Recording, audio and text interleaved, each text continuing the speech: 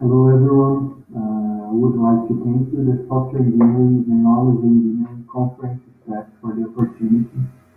My name is Marcel Popolini de Araújo Cunha, and this is the presentation of MyBatRecommender, Automated Optimization of Energy Consumption for Android Smartphones in Software List. Talking about a little bit about the agenda of this presentation. First, I will talk about the nowadays smartphone and its main problem regarding the battery. Following, the motivations of this work and its main goal, and also the background and related work. Finally, the mechanism MyBatRecommender will be presented along with its experimentation, concluding with the results obtained and future work. So, the nowadays smartphones are very technological evolved equipment, containing a wide range of components, such as GPS, Wi-Fi, Bluetooth, etc. Based on this, the applications for the smartphones make intense use of these components to provide a rich user experience. But we must note that the battery technological evolution has not followed the same pace as the rest of the company. So the result is that the energy consumption is usually higher than the energy offered in the smartphone. Due to this, solutions are necessary so the user can use the smartphone without getting out of energy. The existing solutions can be classified in two main groups: hardware solutions and software solutions. The hardware solutions are usually more expensive and less practical than the software solutions, meaning that they usually need to buy and carry an extra equipment. On the other hand, the software solutions can be just applications that the user could install in the smartphone and enjoy the benefits. That's why many researchers have focused on this type of solution. And among the motivations of this work, we can evidence the fact that the smartphone market is increasing very fast. The user dependence with the smartphone is also increasing, meaning that the users may be unable to perform tasks without the smartphone, such as using the email, clarifying the need of the smartphone lasts at least the whole day. Also, talking a little bit about the Android operational system, we must note that its architectural organization exposes in a such way the control of the hardware company to the developers through some APIs, leading to an increasing number of energy-efficient applications, because the developers usually do not care about it. Considering this scenario, the main goal of this work is to propose a mechanism that is able to manage and optimize the energy consumption in smartphones, Android, in software layers, and reduce the energy consumption.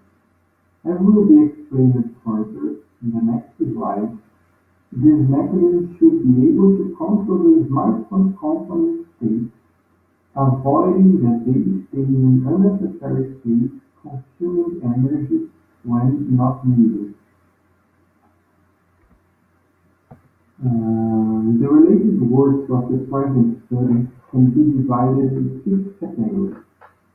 The first category, named energy consumption in smartphones, has studies that show how the energy is consumed by the components and applications in the smartphone. The second category, named smartphone components management and context-sensitive applications, contains studies that focus on how to manage the smartphone component state based on user contextual information. The third category, named smartphone energy consumption, developers and users use focus on understanding how the developers and users keep these questions about the energy consumption. The fourth category, namely smartphone protocols optimization, has studies that explore protocol strategies to decrease the energy consumption of the content. The fifth category, namely systematic reviews, has studies that show the state of art of this research area.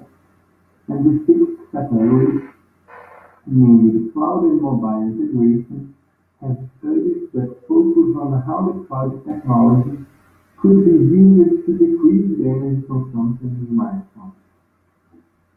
The present work categorized in the second category, as it proposes a mechanism that controls the smartphone component state to reduce the energy consumption.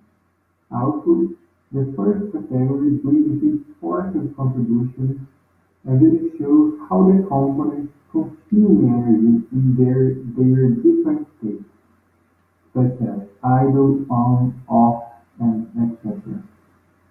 This kind of information was used when building the proposed mechanism. And now the mechanism MyBatRecommender will be presented. The mechanism's main function is to control the smartphone component state, avoiding that they stay in unnecessary states consuming energy when not needed. As shown before, some related work concluded that smartphone components have different energy consumption for their different states. For example, the Bluetooth consumes a different quantity of energy when it is on and when it is idle. To determine which state each component should be at the specified date and time, the mechanism collects the user usage data, then it composed by data from some components of the smartphone along the day. Due to this, the mechanism needs around 1 week of learning, meaning that it needs to collect some data before it can effectively manage the component state. Also, the mechanism is automated, meaning that once it is installed on the user's smartphone, no action is required to work.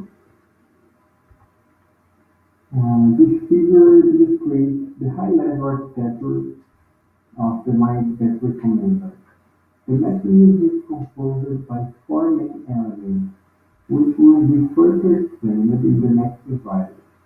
The first element is MyBatLogger, followed by MyBatServer, MyBatProfile, and MyBatSaver. The MyBatLogger element is an Android application that is always running the user's smartphone. It is responsible for collecting the data regarding the target components that are Bluetooth, display, Wi-Fi, battery, mobile network, and GPS, and sending this data to the remote server for further analysis. This application runs in background and collects a bundle of information of all the target components every minute. The MyBatServer element is the remote server part of the mechanism. It is responsible for storing the data collected by the MyBatLogger and processing it in order to create a user usage profile. For this, the MyBatServer handles 3 main actions that are insert logs that receives and stores the data from the MyBatLogger, create MyBatProfile that analyzes the data stored and creates the user usage profile, and request profile that returns the last generated profile to the requesting user. The MyBatProfile is a conceptual element that represents the user usage profile.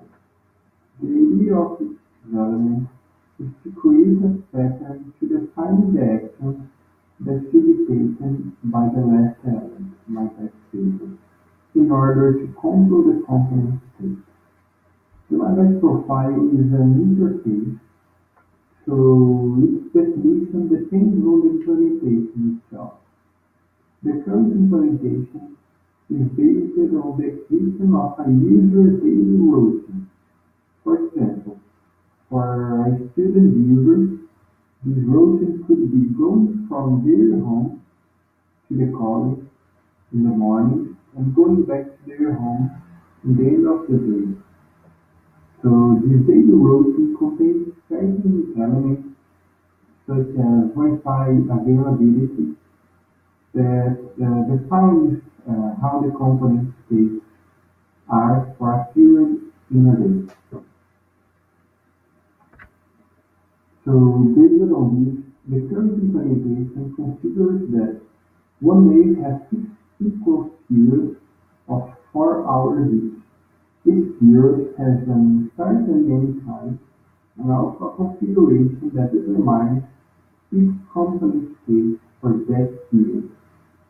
This configuration is created by the analysis of the data collected for that period in that state for every target component. And the last element, MyBatRecommender, is the one who uses the configuration defined by the MyBatch profile in order to control the smartphone component state. It is an Android application that runs in background and it programs itself to execute in each period spare time. So each time it is executed, it can obtain the configuration of that period and change the component state as the configuration defines. To validate the MyBatRecommender, 2 experiments were proposed. The first one is to calculate the MyBatRecommender overhead, and the second one is to calculate the MyBatRecommender efficiency. For both experiments, 2 smartphones following experience history with the same configuration were used, and will be displayed as Dutch 1 and Dutch 2 in the rest of this presentation, as Dutch stands for Device Under Test. Basically, the overhead can be understood as the system operational cost. As the MyBatRecommender works any reduced energy consumption, its overhead is measured in percentage of energy consumed. To calculate this value, an experiment was run in both hubs to measure the electric current of the device. Both hubs run the experiment during 1 hour, and the electric current was measured by an external equipment every 2 seconds and stored in a personal computer for further analysis. Also, the Dutch one run the experiment without the MyBatRecommender installed, and the Dutch 2 run the experiment with the mechanism installed, and both Dutch were with the airplane mode turned on, the screen turned off, and only the Wi-Fi connected to a network. This configuration was needed to simulate a scenario where only the needed to the MyBatRecommender work was on, without influence of any other component on the electric current evaluation. So with the data collected, the electric current average and the representativity were calculated. The representativity is a value that shows how much energy of the smartphone was consumed in 1 hour. Considering for this, the electric current average and the smartphone's battery capacity. The presented table shows the results of the collected data.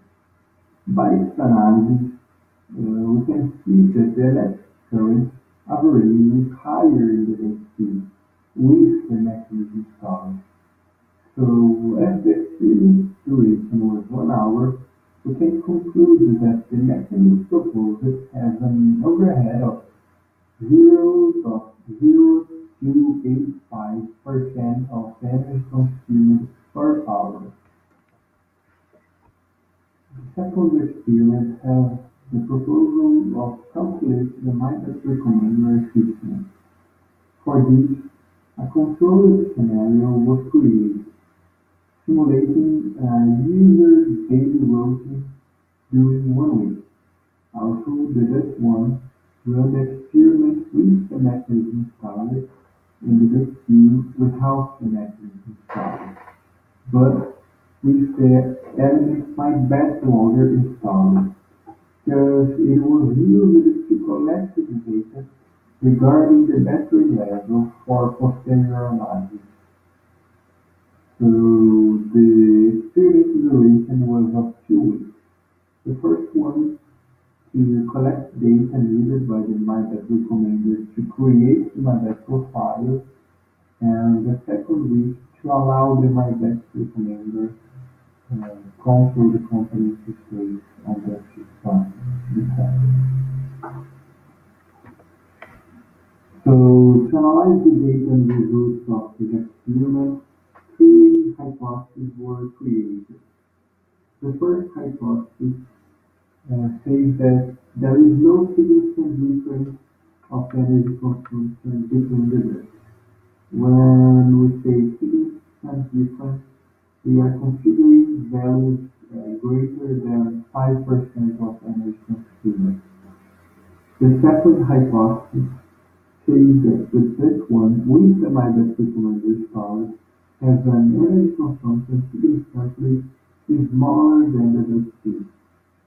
And the third hypothesis says that the Dutch two, without the MyBatRecommender installed, has an energy consumption significantly smaller than the Dutch one. So this table shows the results of this experiment.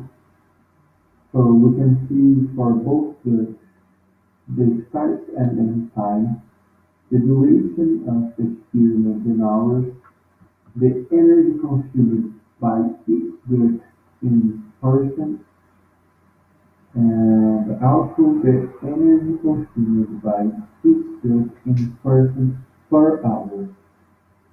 So we can see that for both goods, the experiment duration was almost the same, of 60 hours.